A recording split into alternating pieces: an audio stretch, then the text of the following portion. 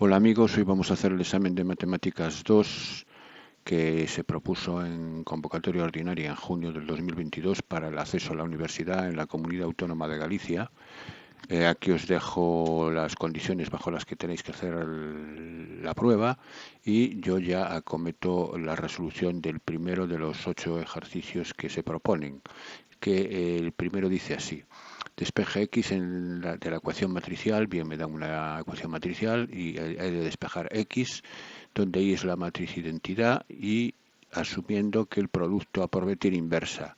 Y luego calcule x en estas condiciones, si A, B y C son estas matrices. Bien, pues vamos entonces con la ecuación matricial y vamos a despejar la x aquí. Para ello lo primero que nos está estorbando es la A por B multiplicando, el producto A por B multiplicando a la izquierda. Como me dice que puedo asumir que el producto tiene inversa, lo que voy a hacer es multiplicar por la inversa de A por B a la izquierda, tanto en el primero como en el segundo miembro. De esa manera cancelo A por B, porque al multiplicar por la inversa me queda inversa por AB la identidad. Y la identidad actúa como el elemento neutro del producto, quedándome X menos Y solamente. Así que el primer paso es multiplicar por la inversa de A por B, quedándome X menos Y en el primer miembro y quedándome AB por B menos 1 multiplicado por C en el segundo miembro, siempre teniendo en cuenta la lateralidad del producto, es decir, que multiplico A por B inversa por la izquierda. Por eso aquí me aparece a la izquierda de C, no puedo ponerlo a la derecha del C porque eso sería un error. Bueno, una vez que ya tengo despejado X menos Y, ahora la menos Y que está restando pasa sumando a la derecha y me quedaría que X es igual a AB menos 1 por C más Y. Bueno, pues ya queda despejada la X, ese sería el primer paso. Suponiendo, claro, que A por B tiene inversa, Vale. Ahora me dice que calcule X en estas condiciones, si A, B y C son estas matrices. Bueno, pues lo primero que voy a hacer es la inversa de A por B. Para hacer la inversa de A por B puedo hacerlo de dos formas. La primera es hallar las inversas de A y la inversa de B por separado. Y la inversa del producto es el producto de las inversas alterando el orden, es decir, que A por B menos 1 es B menos 1 por A menos 1. Podría hacerlo así, pero yo lo voy a hacer de la forma más rápida, más corta, que es haciendo el producto A por B y haciendo la inversa de esa matriz resultante. Porque de esa manera solo tengo que hacer el proceso una sola vez, mientras que al hacer la inversa de A y la inversa de B tengo que hacer el proceso dos veces y se me hace más largo, ¿no? Bueno, pues puedo hacerlo de las dos formas, pero como he dicho, voy a hacer primero A por B, y A por B pongo en el orden que hay que multiplicar, primero A, luego B, y hago el producto, filas de A por columnas de B, ¿no? El producto ya sabemos cómo se hace, y aquí tengo el resultado final del producto, y a continuación voy a hacer la inversa de esta matriz producto. Para la inversa necesito los siguientes pasos. Primer paso, determinante de la matriz. El determinante de la matriz por la regla de Sarrus es 4 por 1 por 2, 8, más 4 por 0 más 0 por 0 por 6, es decir, la zona de la diagonal principal y paralelas es 8, y para la diagonal secundaria es 6, 0, 0, 6, y cambia de signo la secundaria, ¿no? Entonces queda 8 menos 6, 2. Determinante 2. Siguiente paso, matriz adjunta. La matriz adjunta de AB, aquí la tengo escrita. También, ¿cómo se hacen los adjuntos? Pues eso tenéis que saberlo. Cada elemento tiene su adjunto, ¿no? Entonces, si yo cojo, por ejemplo, el 6 y quiero hallar su adjunto, como ocupan la fila 1 y columna 3 y suman par, 1 y 3 suman par, el adjunto es el determinante del menor complementario que resulta de eliminar la fila y la columna donde se encuentra el 6. Si yo elimino la fila y la columna donde se encuentra el 6, me queda el menor 0, 1, 1, 0, cuyo determinante es menos 1, y además se mantiene el signo por lo que dije, porque la fila y la columna son un par. De aquí que me quede este elemento menos 1, porque es el que se corresponde al 6. Por ejemplo, si quiero hacer el adjunto de este 0 que está aquí, del 0 de abajo, en fila 3, columna 2, eso suma 5, es impar. Para cambiar de signo, el menor complementario que obtengo al eliminar la columna y la fila me queda 4600. Ese determinante es 0, de ahí que me salga este 0. Aquí el cambio de signo no me va a influir, porque si el resultado es 0 da igual que sea menos que sea más, ¿no? Entonces no influye. Si fuera un número distinto de 0 tendría que cambiar de signo. Bueno, esto sería el método del cálculo de la matriz adjunta. Y el siguiente paso, una vez que ya tengo todos los adjuntos calculados, el siguiente paso es transponer esa matriz. Transponer una matriz es intercambiar lo que es columna de la matriz original a pasar a ser la fila de la traspuesta, o al revés, podemos verlo por fila del original, pasa a ser columna de la traspuesta. En realidad es como si la giráramos, ¿no? Entonces, de ahí que la fila 20 menos 1 se transforma en la traspuesta en la columna 20 menos 1, que la fila menos 824 se transforma en la columna menos 824, y por último la fila menos 604 se transforma en la columna menos 604. Bueno, esa es la traspuesta. Y por último, la inversa. La inversa es la traspuesta de la junta dividiendo todos los elementos de la matriz obtenida por el determinante, en este caso 2, que es lo mismo que multiplicar un medio por toda esta matriz. Eso sería la inversa. Si yo multiplico un medio por toda esta matriz, es lo mismo que dividir por 2 todos los elementos, así que me queda finalmente 1 menos 4 menos 3, 0, 1, 0, menos 1 medio, 2, 2. Esto sería la matriz inversa de A por B. El siguiente paso es multiplicar, para hallar X, es multiplicar esta matriz que acabo de obtener por la matriz C. Así que lo indico y le sumo la matriz identidad. Aquí tengo la inversa multiplicada por C y sumada la identidad. El producto de dos matrices de orden 3 me obtiene una matriz de orden 3 que, sumada a su vez con otra matriz de orden 3, puedo realizar esa operación, ¿no? Porque las matrices se pueden sumar cuando tienen el mismo orden. Así que lo primero que voy a hacer es este producto, que es A por B menos 1 por C. Y ya no me paro a explicar de dónde, cómo lo tengo, que aquí lo tengo. Este es hacerlo vosotros y comprobad que efectivamente os da eso. Y le sumo la matriz identidad. Al sumarle la matriz identidad, como la suma se hace componente a componente, lo único que se va a modificar de esta matriz es su diagonal, que aumentará el valor de la diagonal aumenta en 1 cada uno de los valores, ¿no? Porque le tengo que sumar 1 aquí a la derecha. Entonces ya tengo el resultado final. Esto se trata de hacer operaciones con matrices, es un ejercicio muy sencillo, hay que tener cuidado no equivocarse en las sumas y en los productos. Bueno, pues ya tendría el primer ejercicio resuelto. Vamos con el siguiente ejercicio. Este es discutir según los valores del parámetro este sistema. Bien, pues vamos allá. Lo primero, pasarlo a forma matricial. Para pasarlo a forma matricial tenemos que escribirlo de la forma A por X igual a B, donde A es la matriz de los coeficientes de las incógnitas. Aquí está, aparece escrito.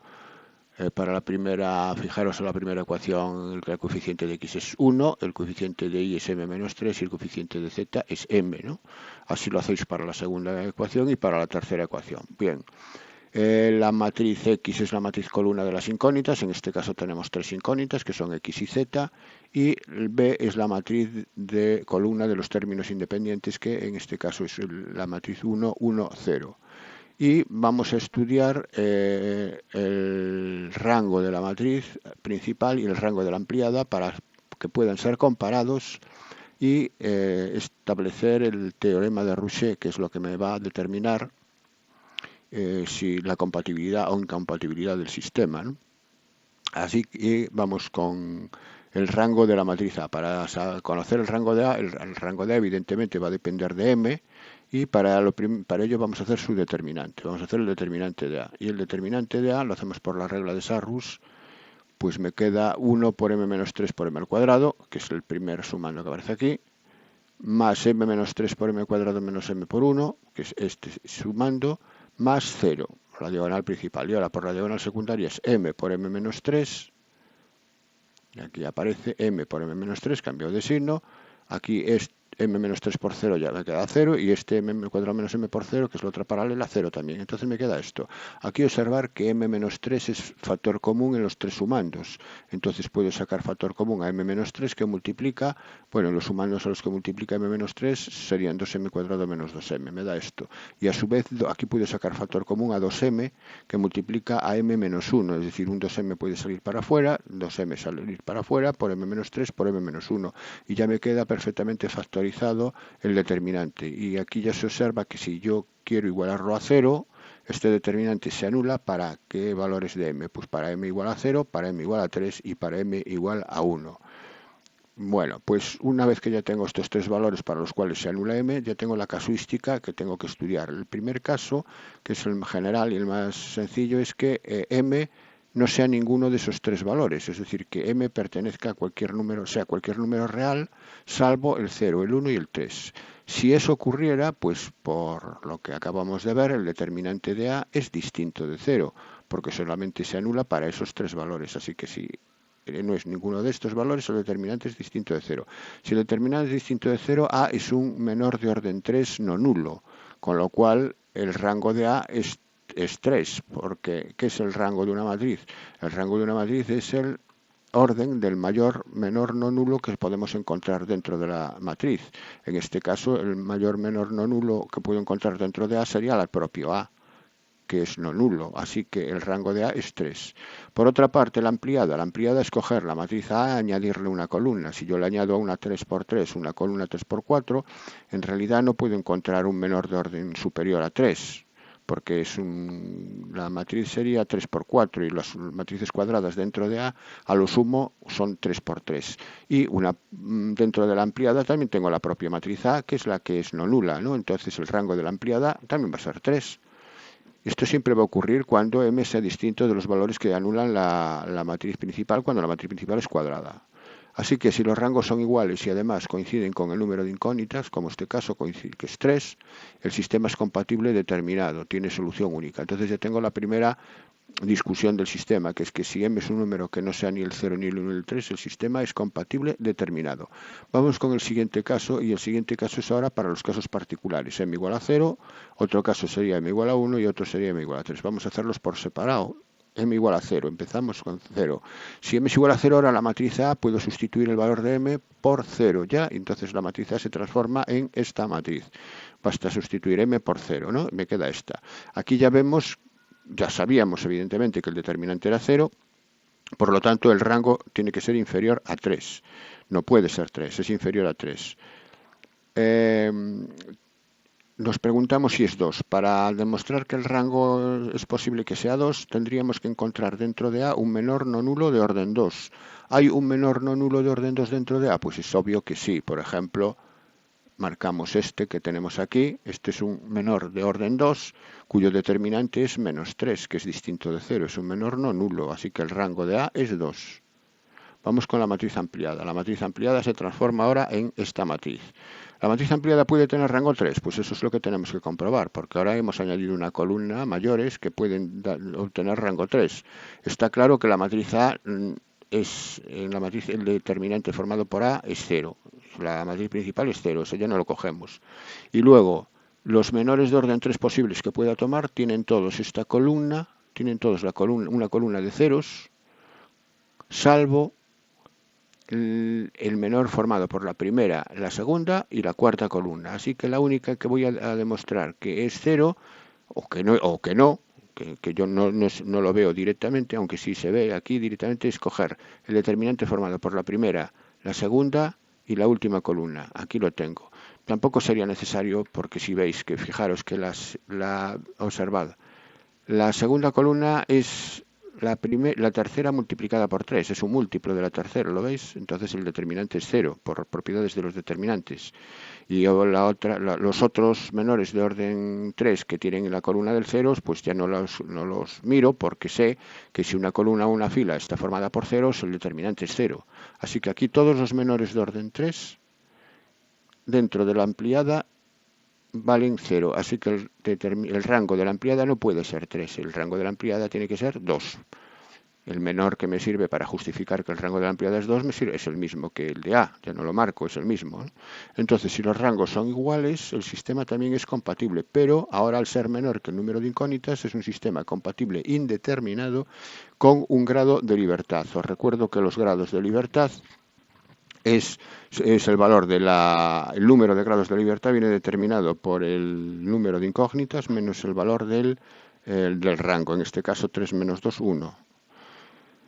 Bien, un grado de libertad también quiere decir que se le da libertad a una de las variables, a x, a y o a z, a una de ellas solamente, es decir, se le da valores y las soluciones son las que toman los otros dos.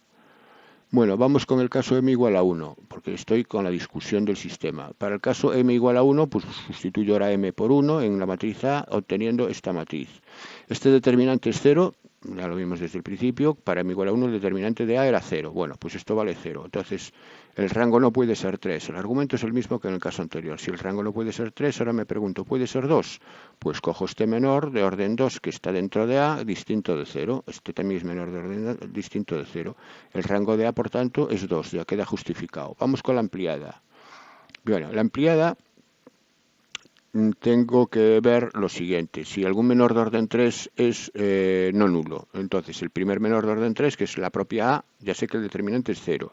Luego la primera columna, la segunda columna y la cuarta, observar que la segunda y la cuarta son múltiplos, ¿lo veis? La segunda es la cuarta multiplicado por menos 2, por lo tanto es nulo también. Ahora me queda la primera, la tercera y la cuarta. La primera y la tercera y la cuarta el determinante es 0 porque tiene dos columnas iguales. Y ahí la propiedad de los determinantes me dice que si tiene dos columnas iguales el determinante es 0 también. Y me queda por último la última. La última es la segunda, la tercera y la cuarta columna, que también me da determinante 0 porque la segunda columna es múltiplo de la cuarta. Así que ya vemos que todos los menores de orden 3 son nulos y por lo tanto el rango de la ampliada tiene que ser 2 también. Aquí lo he hecho bueno, hecho aquí ya se ve que tiene que dar 0 porque esta columna, ya lo argumenté antes, es el doble de esta, multiplicado por doble en sentido negativo, multiplicado por menos 2, me da 0 también. Es decir, que todos los menores posibles de orden 3 que pueda tomar aquí me da 0. Si no aplicáis las propiedades de los determinantes de forma verbal como he hecho yo, pues los tenéis que indicar, los ponéis igual a 0, los 3 posibles que se pueden tomar. Así que el rango de la ampliada es 2 también. Si el rango de la principal y la ampliada es 2, como en el caso anterior, para m igual a 0, obtenemos que el sistema es compatible e indeterminado con un grado de libertad.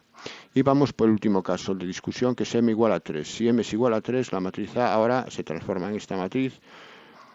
El rango evidentemente es menor que 3 porque este determinante es 0 y hay un menor de orden 2 no nulo. Pues sí, porque el menor no tienen por qué tomarse juntos las columnas, pueden tomarse así por separado y entonces el menor 1, 0, 3, 6 da 6, es distinto de 0, con lo cual el rango de A es 2.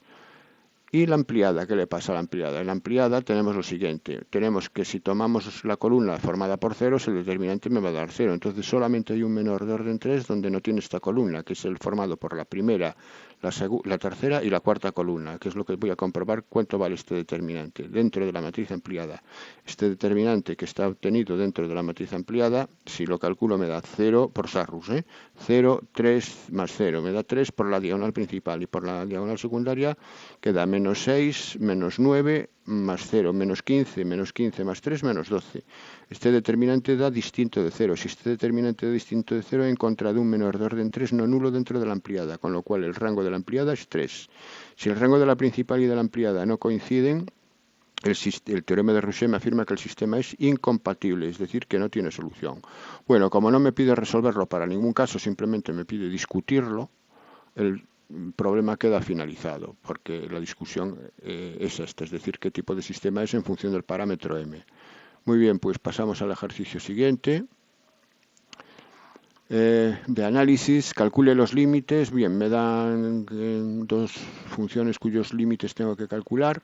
Vamos con el primer límite. El primer límite es el límite de x cuando x tiende a 0 del producto de x por coseno partido por seno de x. Como siempre que hago un límite, lo primero que hago es sustituir el punto de tendencia, en este caso el 0, por la x. Al sustituir por 0 me queda 0 por coseno de 0, el coseno de 0 es 1, 0 por 1 es 0, el numerador me quedaría 0 y el denominador es el seno de 0, que el seno de 0 es 0 también. Entonces me queda 0 partido por 0. Recordar que esto es una indeterminación y es una indeterminación que se puede resolver por la regla de L'Hopital, puesto que las indeterminaciones que se pueden resolver por L'Hopital son 0 partido por 0 e infinito partido por infinito. De forma directa, cualquier otra indeterminación habría que convertirla primero a una de estas dos. Entonces esta ya es directa, 0 partido por 0, con lo cual puedo aplicar la regla de L'Hopital y recordar que la regla de L'Hopital me dice que el límite de un cociente es el límite de la derivada del numerador partido por la derivada del denominador. Así que tengo que hacer la derivada del numerador. El numerador es un producto, sería la derivada de x, que es 1 por el otro sin derivar, coseno de x, más la derivada del coseno, que es menos seno, por el primero sin derivar, que es x. Bueno, aquí hay un error Aquí hay un menos en vez de un más. Esta derivada de esta manera no me va a afectar, creo que no me va a afectar al resultado final porque... no me va a afectar. ¿Por qué? Porque ahora al sustituir la x por 0 me queda coseno de 0. Aquí sería menos 0 por seno de 0. El 0 por seno de 0 va a darme 0. Y aquí coseno de 0 me va a dar 1. Me va a dar 1 partido por 1 de este coseno y de este coseno. O sea, que aquí sea más o menos no me afecta al resultado final. Pero ya os digo que aquí es menos en la derivada. Está mal. Sería 1 partido por 1 porque queda aquí esto coseno de 0. Coseno de 0 aquí seguiría siendo un menos. Quedaría 1 partido por 1 igual a 1. Ese sería el resultado final. Pero repito, aquí es menos y aquí es menos. Vale, entonces el primer límite ya se daría 1, sería esto, el resultado final ya es 1. Vamos con el otro límite, el límite cuando x tiende a 0 por la derecha de x por el logaritmo neperiano de x. Esto es el límite cuando x tiende a 0 de este producto, cuando me quedaría 0 por logaritmo de 0. Bueno, sabemos que el logaritmo de 0 no está definido, pero sabemos que el límite cuando x tiende a 0 del logaritmo de x es menos infinito, es decir, que esto sería 0 entre menos infinito. 0 entre menos infinito es 0 por menos infinito, 0 es un 0 por un infinito, es una indeterminación. Esta indeterminación hay que convertirla, como os dije antes, o bien en 0 partido por 0 o infinito partido por infinito. La voy a convertir en infinito partido por infinito, ¿cómo? Pues este x que está multiplicando lo transformo de forma que lo paso dividiendo como 1 partido por x. Es decir, que esta x la llevo al denominador como 1 partido por x y este cociente evidentemente es lo mismo que esto, ¿no? Entonces la igualdad no se puede cambiar, entonces ahora me queda, lo transformo en un cociente de esta manera.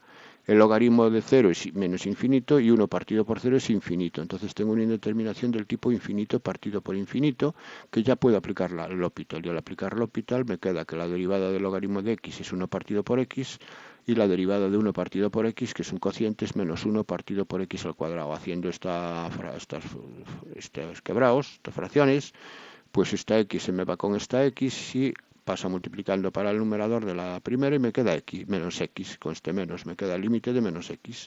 Si hacéis 1 partido por x entre 1 partido por x al cuadrado da x, ¿no? Con el menos menos x.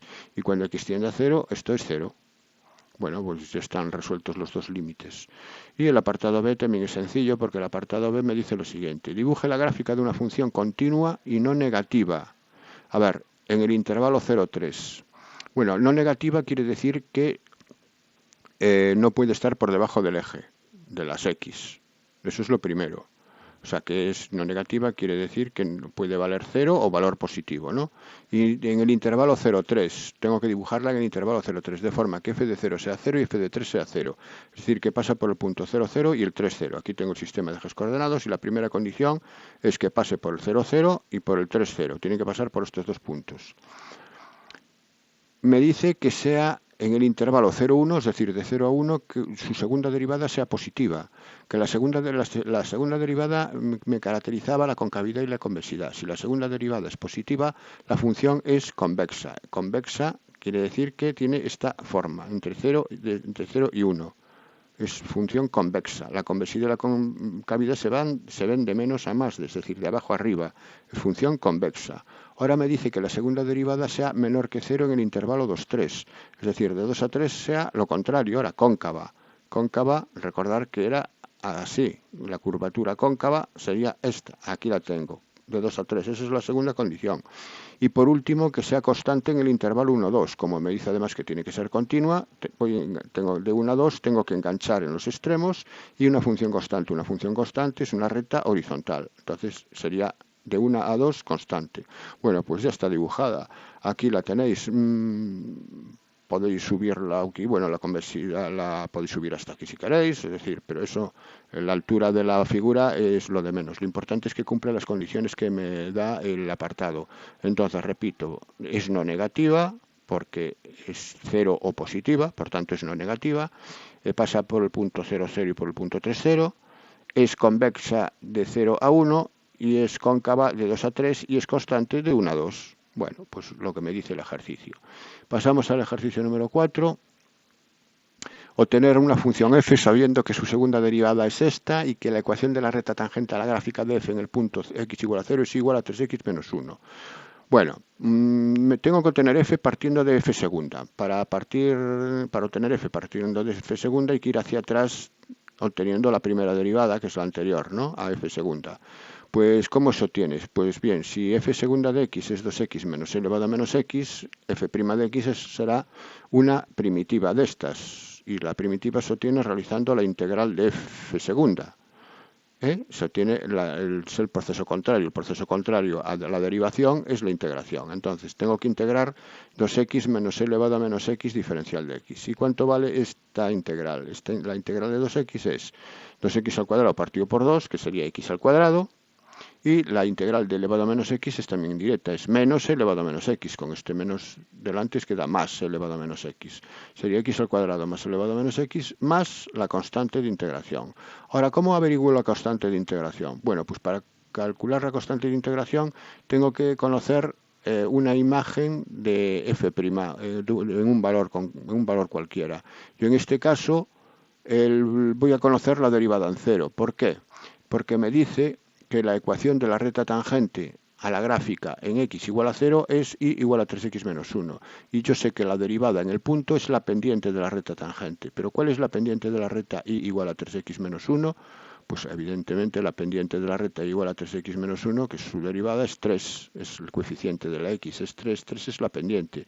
Y eso es la derivada en 0. Así que yo sé que f' de 0 es igual a 3, porque la tangente es igual a 3x más 1 y tiene pendiente 3.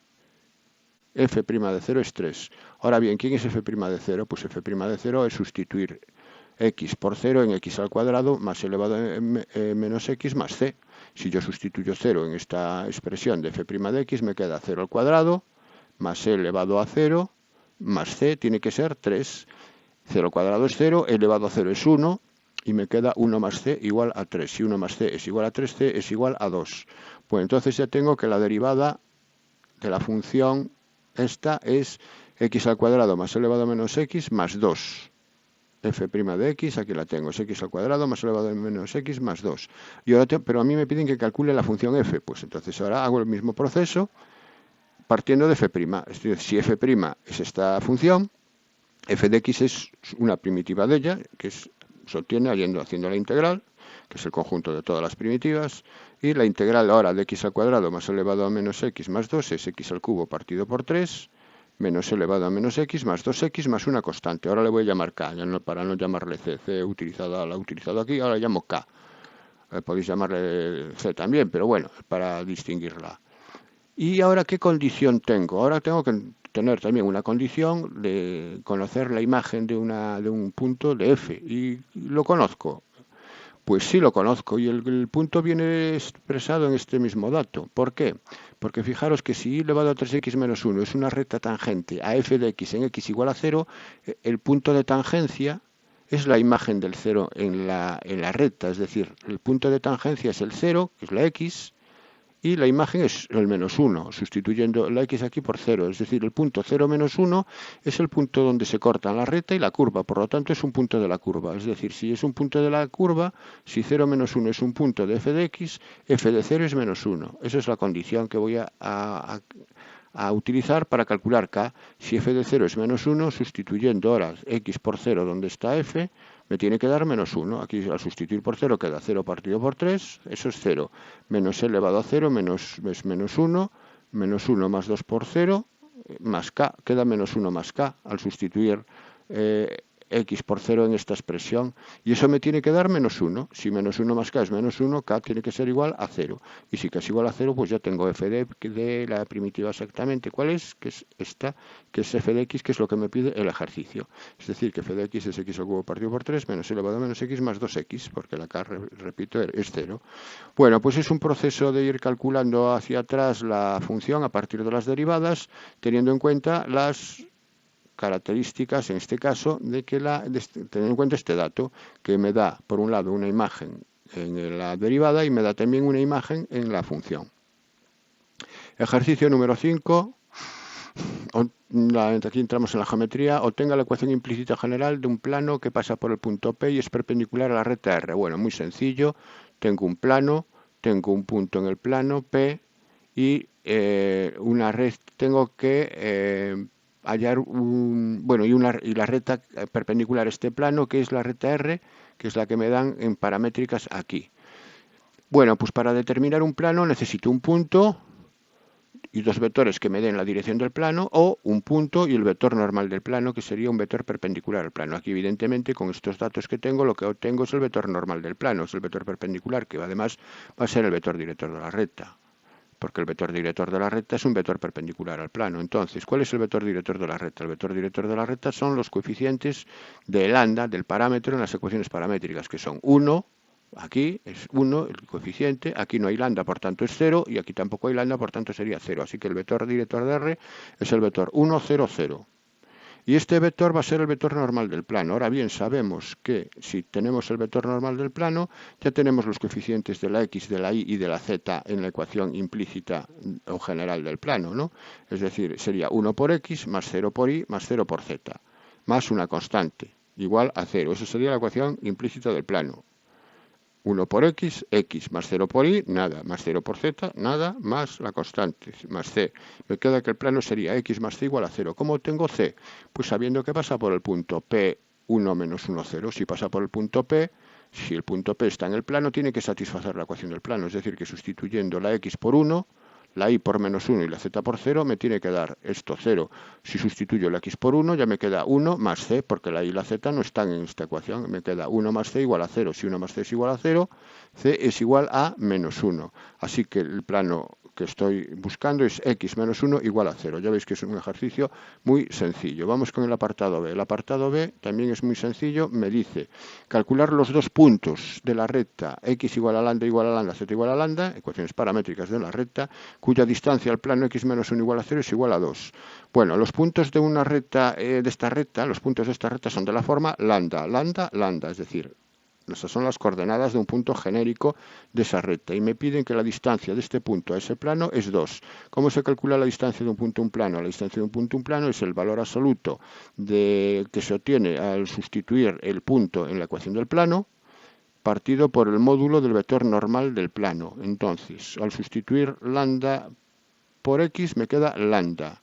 Al sustituir la segunda lambda por y, no tengo donde sustituir, que no tengo y. Igual ocurre que no tengo z.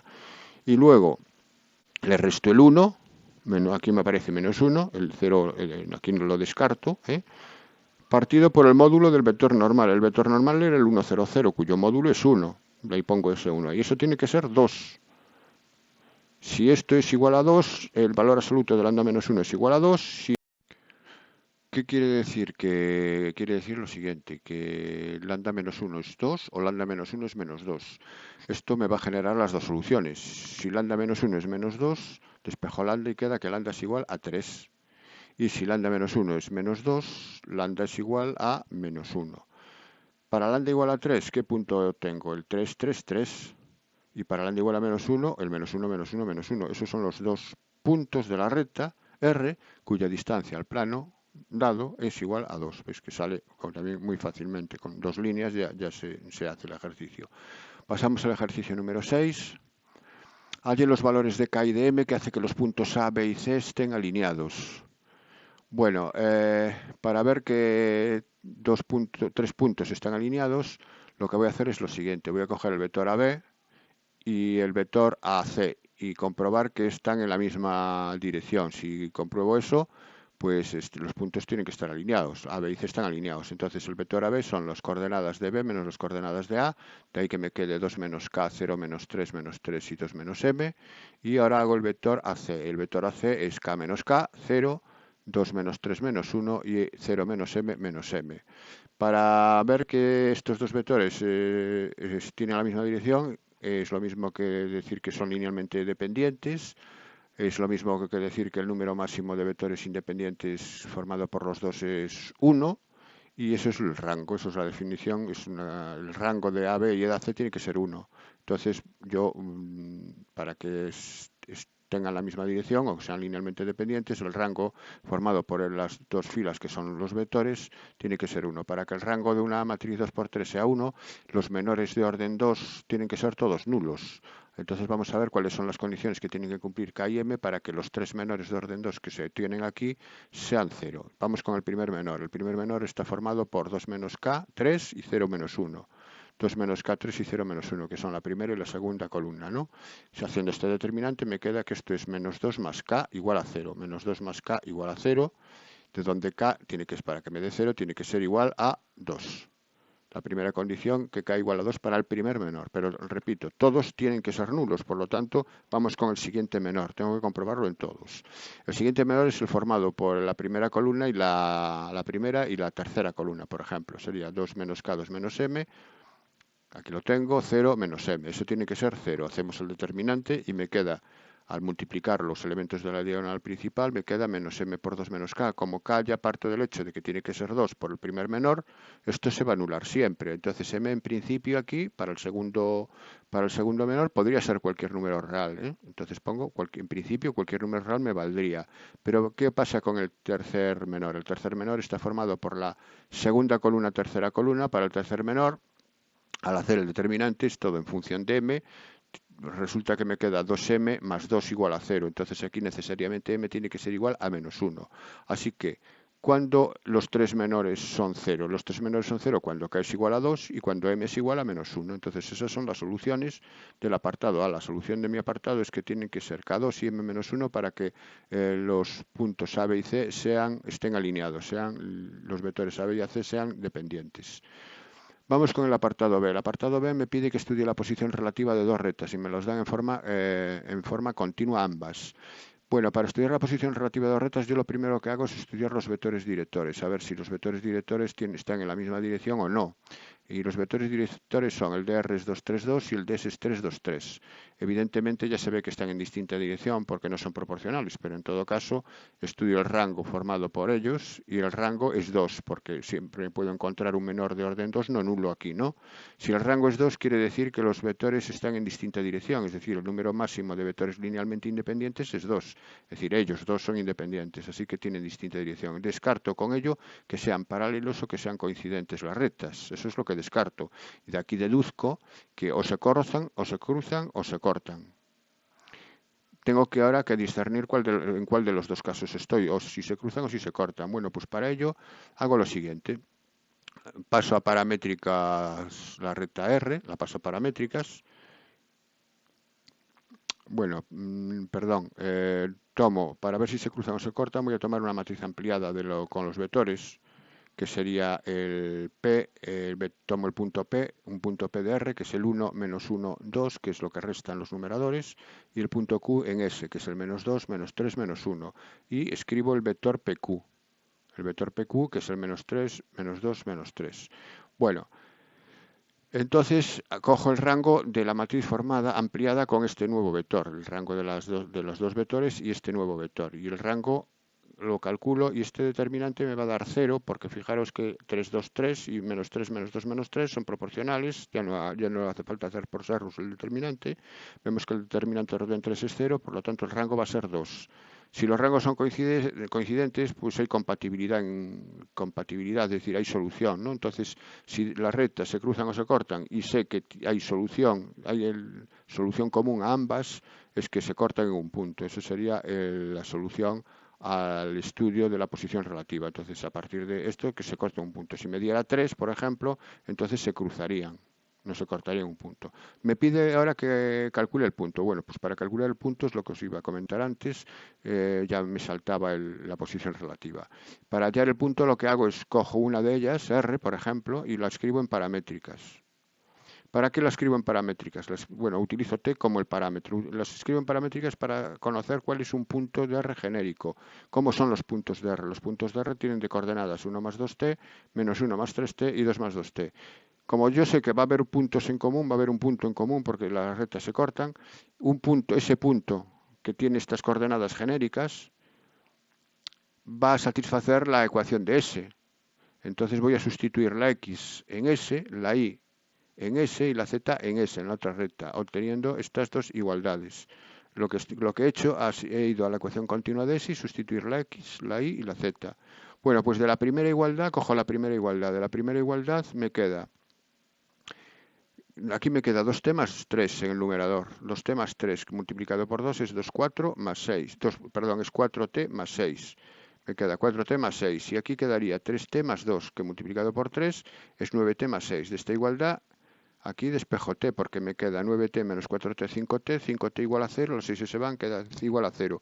De donde t es igual a 0. Como yo ya sé que ese valor me va a dar el punto que estoy buscando, porque sé que es único y existe, pues ya puedo sustituir t por 0 en r y ya tengo el punto de corte, pero también podría comprobar que la segunda igualdad también se verifica para t igual a 0. De hecho, fijaros, si t vale 0, aquí que me queda, aquí se va 0 y queda 2 entre 2, 1. Y aquí se va 0 y queda 3 entre 3, 1, también se verifica, ¿no? Todo se cumple para t igual a 0. Así que si t es igual a 0, ¿cuál es el punto de corte? Sustituyo t por 0 y me queda el 1 menos 1, 2. Así que ese sería el punto de corte. Podéis comprobar que efectivamente el 1 menos 1, 2 satisface tanto las ecuaciones de R, continuas de R, como las ecuaciones de S. Bueno, pues eso sería la solución. Vamos con el ejercicio número 7. De estadística y probabilidad me dan la probabilidad de la unión un tercio, la probabilidad de A unión B un tercio, la probabilidad de B un cuarto. Calcular la probabilidad de A sabiendo que A y B son sucesos incompatibles. ¿Cuánto valdría la probabilidad de A si supiéramos que A y B son, en lugar de incompatibles, independientes? Bueno, vamos a estudiar los casos por separado. Primer caso, bueno, escribimos los datos del problema, que son estos dos, y ahora que A y B sean incompatibles. Bueno, sabemos que vamos a aplicar la fórmula de la probabilidad de A unión B. La probabilidad de A unión B es la probabilidad de A más la probabilidad de B menos la probabilidad de A intersección B. Hasta ahí no hay ningún problema. Sustituimos probabilidad de unión B por un tercio, probabilidad de B por un cuarto, y sabemos que A y B son incompatibles, es decir, que este suceso, A intersección B, es el suceso imposible. Y la probabilidad del suceso imposible es 0. Así que tengo que un tercio es igual a probabilidad de A, que es lo que tengo que averiguar, más un cuarto menos la probabilidad del suceso imposible, que es 0. Así que ya puedo despejar la probabilidad de A. La probabilidad de A es un tercio menos un cuarto, muy fácil. Y un tercio menos un cuarto es 1 partido por 12. Bueno, pues ya tengo ese, en el caso, incompatibles. Y si son independientes, vamos a ver ese otro caso. Si son independientes, sabemos lo siguiente. Si son independientes, sabemos que la probabilidad de A intersección B es la probabilidad de A por la probabilidad de B. Entonces, si son independientes, tenemos lo siguiente, que la probabilidad de A es igual, la despejo a la probabilidad de aquí, ¿no? Sería probabilidad de A unión B menos la probabilidad de B más la probabilidad de la intersección. Pero al ser independientes, la probabilidad de la intersección es la probabilidad de A por la probabilidad de B. Y ahora la probabilidad de A por la probabilidad de... Como yo lo que quiero averiguar es la probabilidad de A, pues donde esté probabilidad de A lo paso todo al primer miembro. Entonces me queda probabilidad de A y esta probabilidad de A por probabilidad de B lo paso al primer miembro restando. Y me queda a la derecha esto, ¿no? Probabilidad de unión B menos la probabilidad de B. Aquí ahora saco factor común a probabilidad de A, que multiplica a 1 menos probabilidad de B, igual a probabilidad de unión B menos probabilidad de B. Bueno, estoy haciendo todo esto, que yo lo podría haber hecho, yo lo podría estar haciendo con los valores que tengo también, pero voy a despejar de aquí la probabilidad de A, que es lo que quiero averiguar, es esta expresión partido por lo que lo está multiplicando, que es 1 menos probabilidad de B. Y ahora aquí ya tengo todos los valores. Esto sé que es un tercio y la probabilidad de B sé que es un cuarto, así que finalmente me queda un tercio menos un cuarto partido por 1 menos un cuarto. Bien, haciendo este castillejo de fracciones, me va a quedar finalmente un noveno, que es el resultado que estoy buscando, la probabilidad de A en el caso que sean independientes. Vamos con el apartado B. En una cierta ciudad el 21% de las personas leen ciencia ficción. Bueno, pues le voy a llamar C al suceso de la ciencia ficción y me está diciendo que la probabilidad de C es 0,21, donde el C, repito, es el suceso de la ciencia ficción. El 63% leen novela negra. Pues bien, le llamo N a leer novela negra con probabilidad 0,63, que es el 63%, en términos de probabilidad 63 partido por 100, ¿no? Que es 0,63, probabilidad de leer novela negra. Y el 17% leen tanto ciencia ficción como novela negra, es decir, ambos, es decir, la intersección. La probabilidad de C intersección N es el 0,17. Si se elige al azar una persona de esa ciudad, calcular la probabilidad de que lea novela negra sabiendo que lee ciencia ficción. Bueno, la probabilidad de que lee novela negra sabiendo que lee ciencia ficción es una probabilidad condicionada, porque yo sé, conozco un hecho previo, que es que lee ciencia ficción. Esa sería la condición. Por tanto, lo que me están pidiendo es la probabilidad de N condicionado a C. Y la probabilidad de n condicionado a c es la probabilidad de que lean ambas, es decir, la probabilidad de la intersección, partido por la probabilidad de la condición de que lea ciencia ficción. Bueno, pues tengo esto es 0,17 entre 0,21.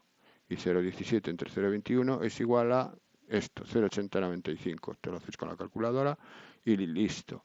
Y el otro apartado es la probabilidad de que no lea ni una ni otra, es decir, de que no se dé ni C ni N, es decir, es la probabilidad del contrario de C y el contrario de N. Es la intersección de los contrarios. Por las leyes de Morgan sabemos que la intersección de los contrarios es lo contrario de la unión. Entonces esto es la probabilidad del contrario de C unión N. Y la probabilidad del contrario de C unión N es 1 menos la probabilidad de C unión N. Y la probabilidad de C unión N es la probabilidad de C más la de N menos la de la intersección. Es decir, que quedaría 1 menos probabilidad de C, 0,21 más probabilidad de n 0,63 menos la probabilidad de la intersección 0,17. Bien, haciendo este paréntesis y restando lo de 1, finalmente ya me da 0,33. Aquí ya no indico el resultado de estos paréntesis porque eso ya es una tontería, ¿no? Entonces eso sería el resultado final. Con lo cual el ejercicio queda resuelto, el ejercicio número 7. Ejercicio número 8 y último. Estamos entre una distribución normal de media 1 y desviación típica 3 y me piden que calcule el valor de la probabilidad de x comprendido entre menos 2 y 7. Bueno, pues la probabilidad de x comprendido entre menos 2 y 7, para eso lo que hay que hacer es pasar a la normal tipificada z, la x pasa a ser z y el menos 2 hay que restarle la media, que es 1, y dividir por la desviación típica 3 igual que el 7, conservando las desigualdades. Entonces, la tipificación de menos 2 es menos 2 menos 1 partido por 3, la tipificación de 7 es 7 menos 1 partido por 3 y la x pasa a ser z. Menos 2 menos 1 partido por 3 es menos 3 entre 3 menos 1. Aquí queda menos 1 y aquí queda 6 entre 3, 2. Entre menos 1 y 2, la z. Bueno, cuando tengo la probabilidad entre una desigualdad es la probabilidad de z menor que 2, menor o igual que 2, menos la probabilidad de z menor o igual que menos 1, que el otro. Ahora bien, la probabilidad de z cuando se trata de un valor negativo es 1 menos la probabilidad del positivo. Así que finalmente me queda probabilidad de z menor o igual que 2. Aquí no sé por qué me puse un 0, se me coló ahí ese 0 sobra ahí, ¿no? Menos 1 menos la probabilidad de z menor o igual que 1. Ahora, para los positivos voy a la tabla y veo cuál es la probabilidad acumulada hasta el 2 y cuál es la probabilidad acumulada hasta el 1. Entonces voy a la tabla y hasta el 2 la tengo aquí, es 0,9772 y para el 1 es 0,8413. Entonces sustituyo aquí. Queda 0,9772 para 2 y para el 1 es 0,8413 teniendo en cuenta que está aquí dentro restado de 1. Bueno, pues ahora cojo la calculadora y sin más ya tengo el resultado final. Comprobad que os da eso. Eso es lo que me da a mí si no me he equivocado yo al hacer el cálculo. Ese sería el apartado A, muy sencillo también, como podéis comprobar. Y el apartado B también es facilillo. El apartado B me dice que calcule el valor de alfa que hace que esta desigualdad, esta probabilidad de que la variable x esté comprendido entre nu y nu menos alfa y nu más alfa, sea 0,8064, siendo x una distribución normal de media nu y desviación típica 4. Bien, esto evidentemente no tiene nada que ver con el ejercicio, con el apartado A, porque me cambia la normal, me cambia la media y la desviación típica, ¿no? Entonces tengo la probabilidad de esto igual a 0,8064 y x es una normal de media desconocida, nu, y desviación típica 4. Bueno, pues como hice antes, lo que tengo que hacer es tipificar. Y tipificar es pasar la x a la z, las desigualdades conservarlas y las expresiones de la x, en este caso u nu menos alfa y nu más alfa, tipificarlas restándole la media, que en este caso es nu, y dividiendo entre 4, que es la desviación típica. Así que aquí me queda indicado.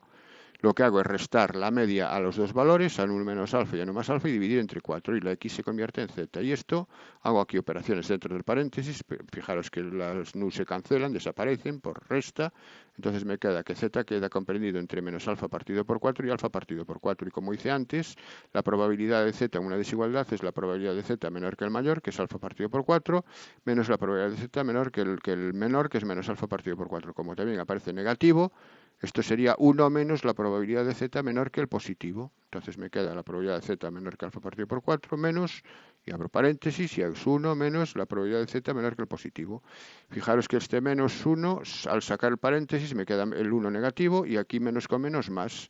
más probabilidad de z menor que alfa partido por 4, más probabilidad de z menor que alfa partido por 4 es 2 veces eso. Esto es 2 veces probabilidad de z alfa partido por 4 menos este 1, menos 1. Bueno, pues esto es igual, me dice que es igual a 0,8064. Si eso es igual a 0,8064, y ahora este menos 1 lo paso sumando, entonces me queda que la probabilidad de z de alfa partido por 4 es 1,8064 dividido por este 2 que lo multiplica. Y, si y eso me da 0,9032. Entonces, ¿qué tengo? Tengo que la probabilidad de z menor que un valor es la probabilidad acumulada hasta alfa partido por 4 es 0,9032. Entonces tengo que ver a la tabla, estudiar la tabla, pero en sentido inverso. Es decir, tengo que ver buscar la probabilidad acumulada 0,9032 y ver de qué valor de z proviene. Entonces 0,9032 lo busco en la tabla en los valores de probabilidad aquí, los valores del centro, 0,9032. Pues 0,9032 aquí lo tengo, aquí lo he encontrado, fijaros, lo estoy marcando con el cursor. Proviene del 1,3 en la columna del 0, es decir, es 1,3, z sería 1,3. Entonces el valor del z del que proviene es 1,3, pero el valor del z, ¿quién es? El valor del z del que proviene es alfa partido por 4. Entonces eso quiere decir que alfa partido por 4 tiene que ser igual a 1,3. Si alfa partido por 4 es igual a 1,3, ¿cuánto vale alfa? 4 por 1,3, que es 5,2. Bueno, pues ese sería el resultado. Es un examen en general bastante fácil. Y en fin, espero que os haya servido de ayuda y desearos suerte con las notas. Hasta el próximo vídeo.